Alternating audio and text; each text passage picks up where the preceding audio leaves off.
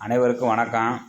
பாருங்கள், இந்த செய்தியை பரிகாரம் செய்வதாக கூறி 7 பவுன் நகை மோசடி. மதுரையில் பரிகாரம் செய்வதாக கூறி பெண்ணிடம் 7 பவுன் தாலி செயினை திருடியவரை போலீசார் தேடி வருகின்றனர்.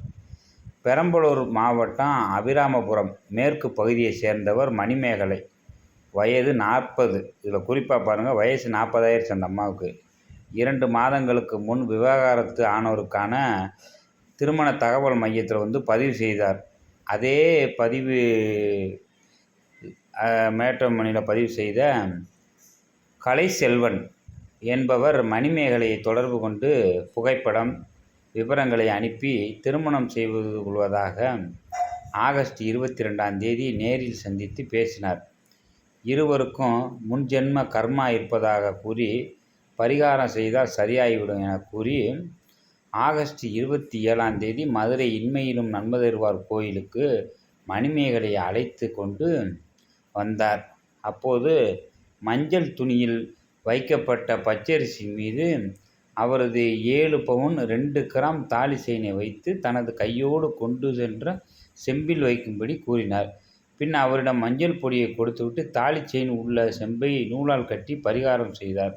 பரிகாரத்தை முடித்த பின் மணிமேகலையை மாட்டுத்தாவணி பஸ் ஏற்றிவிட்டு கிளம்பினார். மணிமேகலை செம்பை திறந்து பார்த்தபோது நகை இல்லாதது கண்டு அதிர்ச்சி அடைந்தார். திடீர் நகர் போலீஸார் விசாரிக்கின்றனர். இதுதாங்க இன்றைக்கி பேப்பரில் வந்திருக்கு.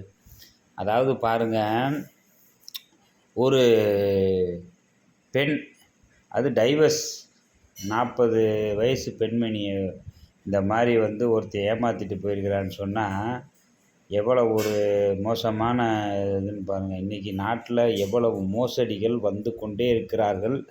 அப்படி இருந்து இந்த அம்மா அதை பார்க்காம இப்படி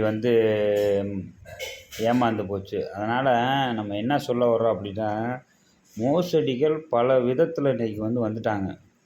ரொம்ப கவனத்தோடு இருக்கணும்.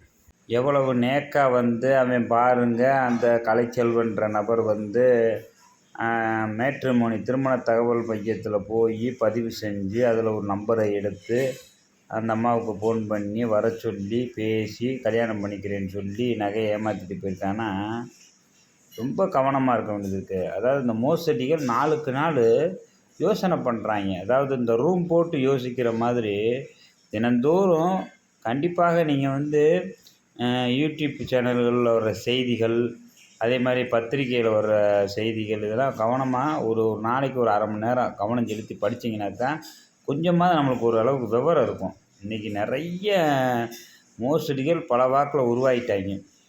எப்படி முறையில் மக்கள்கிட்டமிருந்து நகைகளை பறிக்கலாம், அதே மாதிரி இப்படி வெளியில் போகும்போது நகைகள் அணிந்து கொண்டு போனால் அது எந்த மாதிரி அவங்கள்ட்ட நம்ம கவனத்தை திசை திருப்பி எடுக்கலாம்னு சொல்லி ரொம்ப யோசனை பண்ணி வயதான முதியவர்கள்ட்டேருந்து அவங்களுடைய கவனத்தை திசை திருப்புறது. அதே மாதிரி பெண்கள் வண்டிகளில் போகும்போது 2 வீலரில் செயின் அறுக்கிறது, தனியாக போகிற பெண்கள்கிட்ட செயின் அறுக்கிறது, இப்படி நிறைய திருட்டு பயலுக நாளுக்கு நாள் வளர்ந்து கொண்டே வர்றார்கள். அதனால் பொதுமக்கள் ரொம்ப கவனமாக இருக்கணும், விழிப்போடு இருக்கணும். அதுதான் மெயினான விஷயம். அதனால் வருங்காலத்தில் மக்கள் மிக மிக மிக மிக விழிப்போடு இருக்கணும். காவல்துறை சிறப்பாக செயல்படுது, இருந்தாலும் நம்மளும் விழிப்போடு இருக்கணும். நன்றி, வணக்கம்.